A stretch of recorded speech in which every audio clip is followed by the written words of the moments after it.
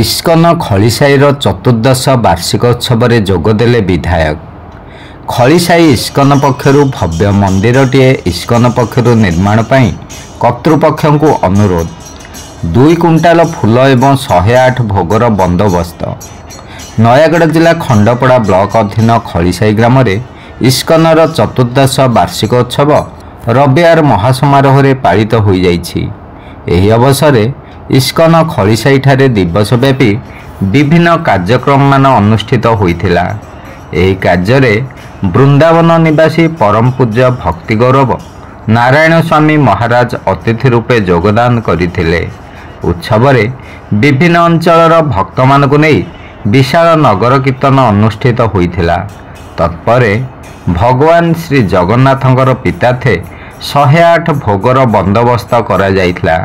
ଏହାପରେ ଭକ୍ତମାନଙ୍କ ଆଧ୍ୟାତ୍ମିକ ପ୍ରଗତି ନିମନ୍ତେ ବୃନ୍ଦାବନ ନିବାସୀ ଶ୍ରୀ ଶ୍ରୀମଦ୍ ଭକ୍ତି ଗୌରବ ନାରାୟଣ ସ୍ୱାମୀ ମହାରାଜଙ୍କ ଦ୍ୱାରା ଦୀର୍ଘ 2 ଘଣ୍ଟା ଧରି ଭାଗବତ କଥା ଆଲୋଚନା କରାଯାଇଥିଲା।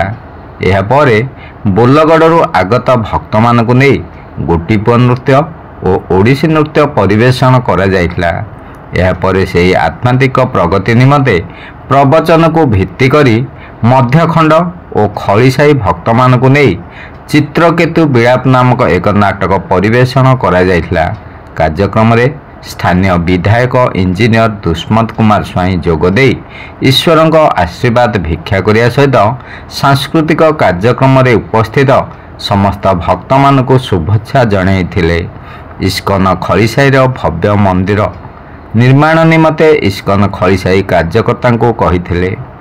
ଏହି ଅବସରରେ ଖଳିସାହି ଇସ୍କନ ପକ୍ଷରୁ ବିଧାୟକଙ୍କୁ ଉତ୍ତରୀୟ ପ୍ରଦାନ କରାଯାଇ ସମ୍ବର୍ଦ୍ଧିତ କରାଯାଇଥିଲା। ଏହି କାର୍ଯ୍ୟକ୍ରମରେ 3000ରୁ ଉର୍ଦ୍ଧ୍ୱ ଭକ୍ତଙ୍କ ସମାଗମ ହୋଇଥିବାର ଦେଖିବାକୁ ମିଳିଥିଲା। ସମସ୍ତ ଭକ୍ତମାନଙ୍କ ପାଇଁ ଖଳିସାହି ଇସ୍କନ ପକ୍ଷରୁ ପ୍ରସାଦ ସେବନର ବ୍ୟବସ୍ଥା କରାଯାଇଥିଲା। ଖଳିସାହି ଇସ୍କନର ମୁଖ୍ୟ ଗଦାଧର ଗୌର ଦାସ, କ୍ରିଷ୍ଣାନନ୍ଦ ଦାସ, ସୁଜନ କୃଷ୍ଣ ଦାସ, ସୁଧୀର କୃଷ୍ଣ ଦାସ, ବଳରାମ ଦାସ, ଦୟାନିଧି ଦାସ ଓ ଅନ୍ୟ ସମସ୍ତ ଭକ୍ତମାନଙ୍କ ତତ୍ତ୍ୱାବଧାନରେ କାର୍ଯ୍ୟକ୍ରମଟି ସୁଚାରୁରୂପେ ସମ୍ପାଦନା ହୋଇଥିଲା। ଶିବନାରାୟଣ ଦାସଙ୍କ ରିପୋର୍ଟ, ଖଣ୍ଡପଡ଼ା ବାର୍ତ୍ତା।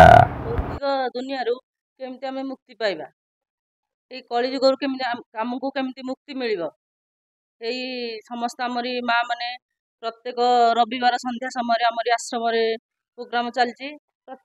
ପ୍ରତ୍ୟେକ ରବିବାର ସନ୍ଧ୍ୟା ଫିଷ୍ଟ ପ୍ରୋଗ୍ରାମ ହେଉଛି। ସମସ୍ତେ ଆସୁଛନ୍ତି, ଭଗବାନଙ୍କ ହରି କଥା ମଧ୍ୟ ଭଗବାନଙ୍କ କଥା ମଧ୍ୟ ଶୁଣୁଛନ୍ତି। ପ୍ରତି ଗାଁ ମାନଙ୍କରେ ମଧ୍ୟ ସେଣ୍ଟର ଆମରି ଖୋଲାଯାଇଛି, ଯାହାକି ଆମରି ସମସ୍ତ ପ୍ରଭୁଜୀ ମାନେ ବା ମାତାଜୀ ମାନେ ବୁଲି ବୁଲି ସମସ୍ତେ ପ୍ରଚାର କରୁଛନ୍ତି ଓ ସମସ୍ତ କଳି ଯୁଗରେ ସମସ୍ତ ଲୋକମାନଙ୍କୁ ଉଦ୍ଧାର କରିବା ପାଇଁ ଭଗବାନଙ୍କ କଥା ମଧ୍ୟ ପ୍ରଚାର ହେଉଛି। ଆଉ ଏଇ କଳି ଯୁଗରୁ ଆମେ କେମିତି ଉଦ୍ଧାର ପାଇବା? ଭଗବାନଙ୍କ ନାମ ନେଲେ ଆମେ ଏଇ କଳି ଯୁଗରୁ ଉଦ୍ଧାର ପାଇବା। ଆମେ ଭବସାଗରରେ ସବୁ ଭାସି ବୁଲୁଛେ, ଆମେ ସମସ୍ତେ ରୋଗାକ୍ରାନ୍ତ ହେଇଛେ। ଏଇ ରୋଗରୁ ଆଉ କେମିତି ମୁକ୍ତି ପାଇବା? ଆମ ପାଇଁ ଔଷଧ ହେଉଛି କେବଳ ହରିନାମ।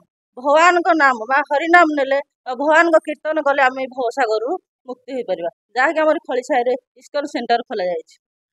ଆମେ କିଛି ଜାଣିନଥିଲୁ, ଆମେ ସବୁ ଅଜ୍ଞ ଥିଲୁ।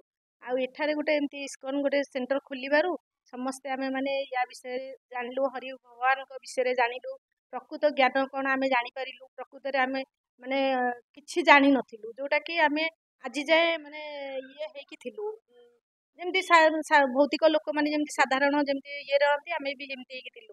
ଆଉ ଭଗବାନଙ୍କର ନାମ ଜପ କରିକି ଯୋଉ ଆନନ୍ଦ ଆମେ ପାଉଛୁ, ଭଗବାନଙ୍କ ସେବା କରିକି ଆମେ ଯୋଉ ଆନନ୍ଦ ପାଉଛୁ, ସେଇଟା ଆମେ ହିଁ ଜାଣୁଛୁ। ଆମେ ବି ଚାହୁଁଛୁ ଯେ ଆମ ପରିକା ସମସ୍ତେ ବି ସେମିତି ଭଗବାନଙ୍କର ନାମ ଜପ କରନ୍ତୁ, ନା ଭଗବାନଙ୍କର ନାମ ବିଷୟରେ ଜାଣିପାରନ୍ତୁ, ଭଗବାନଙ୍କର ଲୀଳା ଜାଣିପାରନ୍ତୁ, ଆଉ ସମସ୍ତେ ସେଇ ଇଏ ମାର୍ଗରେ ଚାଲିକିନା ନିଜ ଜୀବନକୁ ସାଫଲ୍ୟ କରନ୍ତୁ। ଏଇଟା ସମସ୍ତଙ୍କର ଉଦ୍ଦେଶ୍ୟ। ପ୍ରତିବର୍ଷ ଆମର ଏଇଠି ବାର୍ଷିକ ଉତ୍ସବ ହେଉଛି, ବହୁତ ଆଡ଼ୁ ବହୁତ ଲୋକ ଆସୁଛନ୍ତି। ବଡ଼ ବଡ଼ ପ୍ରୋଗ୍ରାମ ମଧ୍ୟ ହେଉଛି, ସେଠି ବି ବହୁତ ଲୋକ ହେଉଛନ୍ତି। ପ୍ରତି ସପ୍ତାହରେ ରବିବାର ଦିନ ଆମର ସଣ୍ଡେ ଫିଷ୍ଟ କାର୍ଯ୍ୟକ୍ରମ ହେଉଛି, ଯୋଉଟାକି ବହୁତ ଲୋକ ଆସିକିନା ଆମର ଭକ୍ତ ଏଇଠି ଆସିକିନା ପ୍ରସାଦ ସେବନ କରୁଛନ୍ତି, ହରିକଥା ଶୁଣୁଛନ୍ତି, ଭଗବାନଙ୍କର ଗୁଣ ନାମ କୀର୍ତ୍ତନ ସବୁ ଜପ କରୁଛନ୍ତି। ଆଉ ଭଗବାନଙ୍କର ଗୀତା ଆଉ ଭାଗବତମ ସବୁ ପଠନ କରୁଛନ୍ତି, ଶ୍ରବଣ ମଧ୍ୟ କରୁଛନ୍ତି। ସେଇଟା ସମସ୍ତଙ୍କ ପାଇଁ ଆମକୁ ଖୁସି ଲାଗୁଛି। ପୂଜ୍ୟ ଭକ୍ତି ଗୌରନାରାୟଣ ସ୍ୱାମୀ ମହାରାଜଙ୍କର ମୁଖାରବିନ୍ଦରୁ ହରିକଥା ଶ୍ରବଣ କରି ଜୀବନକୁ ଧନ୍ୟ କରନ୍ତୁ। ବାପା ମାଆଙ୍କର କେମିତି ସେବା କରିବେ ସେଇ ବିଷୟରେ ଆମେ ଗାଁ ଗାଁ ବୁଲିକି ପ୍ରଚାର କରୁଛୁ। ଆଗାମୀ ଦିନମାନଙ୍କରେ ଆମର ରହିବ ପ୍ରତ୍ୟେକ ଗାଁରେ ଗୋଟିଏ ଗୋଟିଏ ଆମର ଏ ସେଣ୍ଟରର ଏକ୍ସଟେନସନ୍ ଖୋଲିବ। ପ୍ରତ୍ୟେକ ଗାଁରେ ଗୋଟେ ଗୋଟେ ଘର ମାନଙ୍କରେ 25-30 ଜଣ ମା ମାନେ ଭାଇ ମାନେ ବସିକି ସପ୍ତାହକୁ ଥରେ ନାଖେ କୀର୍ତ୍ତନ ଭଜନ କରିବେ। ଏ ଆତ୍ମଜ୍ଞାନ ତାଙ୍କୁ ଦିଆହେବ, ଯାହାଫଳରେ ସମାଜରେ କିଛି ନା କିଛି ଆକାରରେ କଳିର ପ୍ରଭାବ ଟିକେ କମିବ।